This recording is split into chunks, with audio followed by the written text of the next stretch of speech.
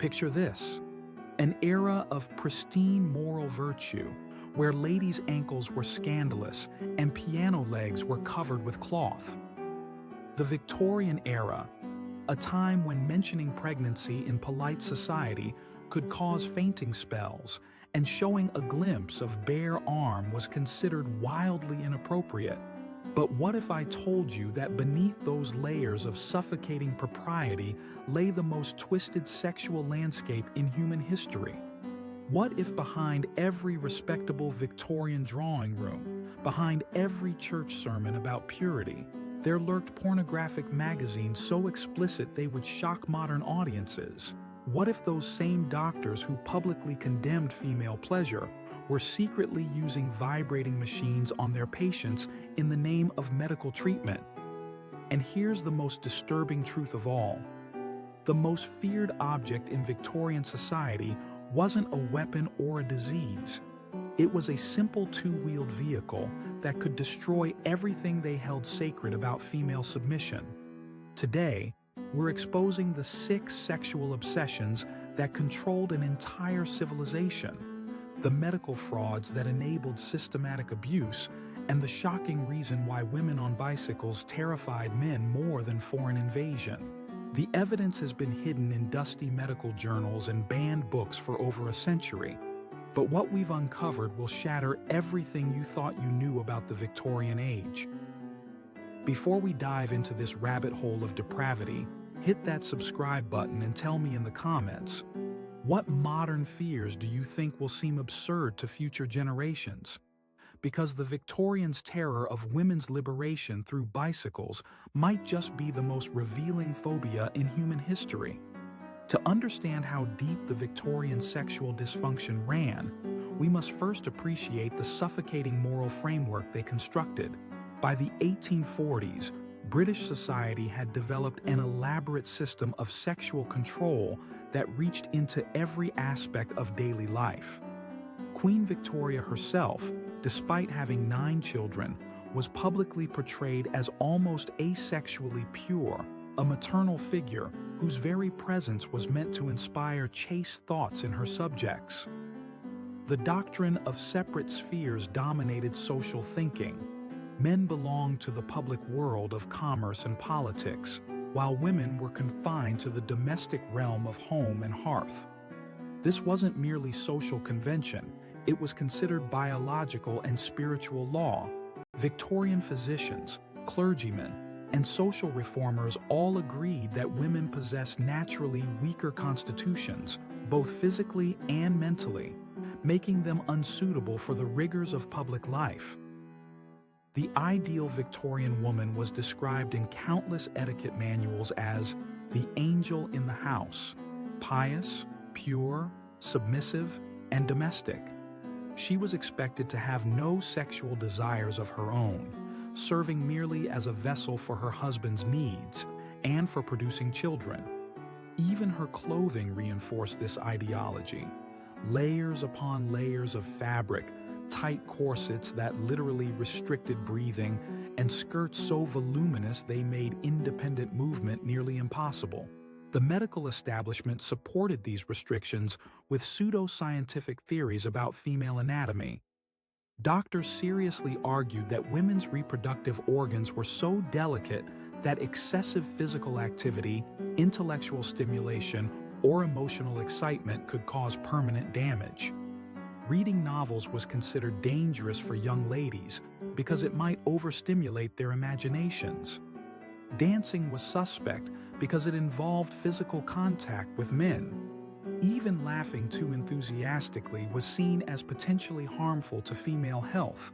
This created a society where women were essentially treated as beautiful, fragile ornaments, valuable for their appearance and their ability to produce children, but incapable of independent thought or action. But this pristine facade was rotting from within, sustained by hypocrisy so profound it's almost incomprehensible to modern minds. While Victorian society publicly condemned all forms of sexual expression outside marriage, it simultaneously created the largest pornography industry the world had ever seen. The mass printing technology that made Bibles and moral improvement literature widely available also flooded the market with explicit sexual material that would make contemporary adult entertainment seem tame by comparison. These weren't subtle artistic nudes or romantic fiction. Victorian pornography was brutal, explicit, and deeply disturbing.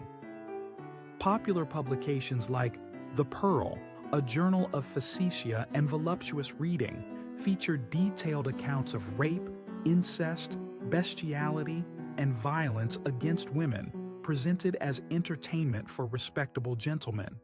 The content was so extreme that even historians studying the period struggle to reproduce it in academic contexts.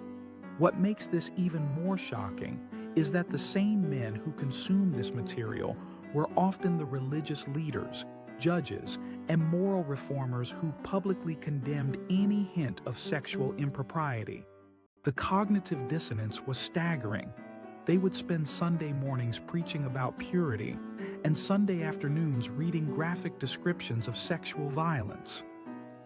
The pornography industry thrived in major cities, with sophisticated distribution networks that could get the latest explicit publications into the hands of customers within days of printing. London's underground pornography trade was so extensive that it had its own specialized shops, mail-order services, and even custom illustration services for wealthy clients with particular fetishes. The hypocrisy extended to prostitution, which officially didn't exist, but actually employed hundreds of thousands of women across Britain. Estimates suggest that, in London alone, 1 in 12 women engaged in prostitution at some point, serving a clientele that included the very politicians and clergy who demanded harsh penalties for sexual immorality. Even more disturbing were the specialized brothels that catered to Victorian men's psychological need to be dominated and humiliated. A direct rebellion against the social expectations of male authority and control. At the center of this sexual madness was the medical establishment's systematic abuse of women through the fabricated diagnosis of hysteria. This catch-all condition allegedly explained everything from headaches to crying spells to simply disagreeing with one's husband, and it provided doctors with legal justification for performing what amounted to sexual assault on their female patients. The hysteria diagnosis was medical fraud on an unprecedented scale, affecting millions of women across the Western world. Victorian physicians, trained in the most prestigious medical schools, genuinely believed that women's reproductive organs controlled their mental state and that any deviation from perfect submissiveness indicated disease. The recommended treatments were horrifying in their scope and creativity. Women were subjected to ice-cold baths, forced bed rest for months at a time, prohibited from reading or writing, and separated from their children as medical necessity. But the most invasive treatments involved direct manipulation of women's genitals under the guise of therapeutic massage. Doctors would perform what they euphemistically called pelvic massage to induce hysterical paroxysm, what we now recognize as orgasm, which they believed would relieve the symptoms of hysteria. The medical literature of the period is filled with detailed instructions for these procedures, complete with anatomical diagrams and timing recommendations. What makes this particularly sinister is that the doctors performing these treatments genuinely seemed to believe they were providing legitimate medical care, not sexual gratification. The invention of mechanical vibrators in the 1880s was celebrated in medical journals as a breakthrough that would make hysteria treatment more efficient, allowing doctors to treat more patients with less physical effort on their part. These devices were advertised in respectable medical catalogs alongside surgical instruments and other therapeutic equipment. The tragedy is that countless women, many of them teenagers from wealthy families, were subjected to these treatments without understanding what was being done to them or having any recourse for complaint. The story of Dr. Rachel Maines reveals just how completely the Victorian medical establishment weaponized female sexuality for social control. Dr. Maines, working in the prestigious London Hospital for Women, became one of the era's most notorious practitioners of hysteria treatment, developing increasingly elaborate techniques for what she called therapeutic intervention. Maines had been educated at the finest medical colleges, where she learned that female sexuality was inherently pathological and required constant medical supervision.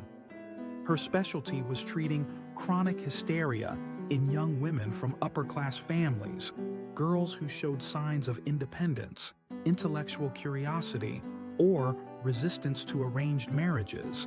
Maines developed a systematic approach that began with isolating patients from their families and subjecting them to increasingly intimate examinations designed to break down their psychological resistance. She would spend hours questioning patients about their most private thoughts and fantasies, claiming this was necessary to understand the root of their hysteria. The physical treatments that followed were presented as cutting-edge medical science, but were actually carefully choreographed sexual abuse. Maines kept detailed records of her patients' responses to different techniques, essentially conducting sexual experiments on young women who had no idea what was being done to them. Her case files, discovered in hospital archives decades later, read like the journals of a sexual predator rather than a medical professional. She documented which techniques produced the strongest physical responses, how long different treatments could be sustained, and how to recognize when a patient was approaching therapeutic climax. Most disturbing was her practice of using these treatments to extract confessions of supposed sexual misconduct from her patients.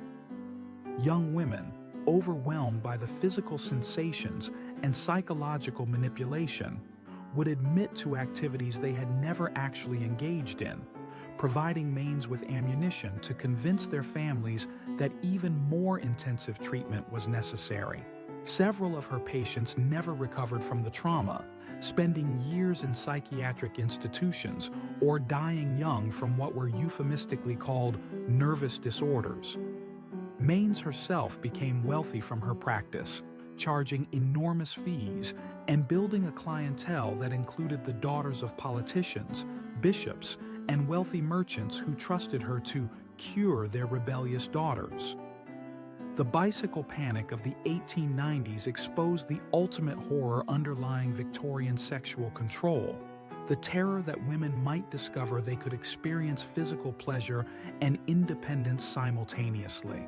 When mass-produced bicycles became available, offering women unprecedented mobility and requiring them to adopt more practical clothing, the response from male-dominated society was nothing short of hysterical panic. The bicycle represented everything Victorian patriarchy feared most. It gave women the ability to travel unchaperoned. It required them to straddle something in a way that was considered sexually suggestive, and it provided physical sensations that many women found genuinely pleasurable. Medical authorities immediately began publishing warnings about bicycle face, a supposedly disfiguring condition that would result from the physical exertion of cycling, and bicycle hysteria, which they claimed was caused by the vibrations of the bicycle saddle stimulating women's sexual organs. The most revealing aspect of the bicycle panic was how explicitly it connected women's physical autonomy with sexual danger. Doctors warned that the rhythmic motion of pedaling and the pressure of the bicycle seat could cause young women to experience uncontrollable sexual arousal, leading them to seek out increasingly intense stimulation. Some physicians actually published detailed anatomical diagrams showing how bicycle riding could damage women's reproductive organs or cause them to become nymphomaniacs. The Charlotte Smith case became a rallying point for anti-bicycle activists when she founded the Women's Rescue League, specifically to save women from the corrupting influence of cycling. Smith argued that bicycles were responsible for a wave of female sexual deviance, and that women who rode them were inevitably drawn into lives of prostitution and moral degradation. The reality was that bicycles were simply giving women a taste of freedom they had never experienced before. The ability to travel wherever they wanted, whenever they wanted, without male permission or supervision. This independence was so threatening to Victorian gender roles that society was willing to invent an entirely new category of medical condition to combat it. The bicycle panic revealed that Victorian sexual control wasn't really about protecting women's purity. It was about maintaining male power through female immobility and dependence. The legacy of Victorian sexual dysfunction continues to poison our understanding of human sexuality and gender relations to this day, with implications that reach far beyond historical curiosity. The medical profession's systematic abuse of women under the hysteria diagnosis created patterns of gaslighting and pathologizing female experience that persist in modern healthcare. The tendency to dismiss women's pain, to attribute their health problems to psychological causes, and to assume that female patients are exaggerating their symptoms can be traced directly back to Victorian medical attitudes that treated women's bodies as inherently unreliable and their minds as fundamentally unstable.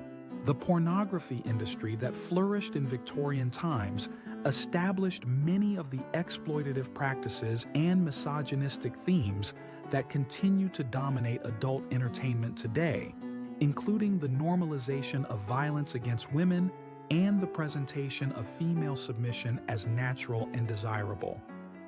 Perhaps most tragically, the Victorian era's systematic suppression of female sexuality created generational trauma that affected how women understood their own bodies and desires well into the modern era. The shame and ignorance that Victorian society deliberately cultivated around female sexuality contributed to decades of sexual dysfunction, relationship problems, and psychological damage that affected not just the women who lived through that period, but their daughters and granddaughters as well. Recent archaeological discoveries at former Victorian medical facilities have uncovered evidence of the true scope of hysteria treatments, including modified examination tables with restraining devices and collections of medical instruments that were clearly designed for sexual purposes rather than legitimate treatment.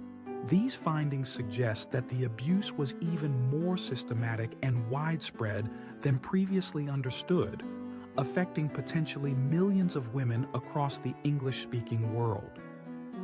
The Victorian era's combination of extreme sexual repression with underground sexual violence created a template for how societies can use shame and medical authority to control and abuse vulnerable populations that authoritarian regimes continue to employ today.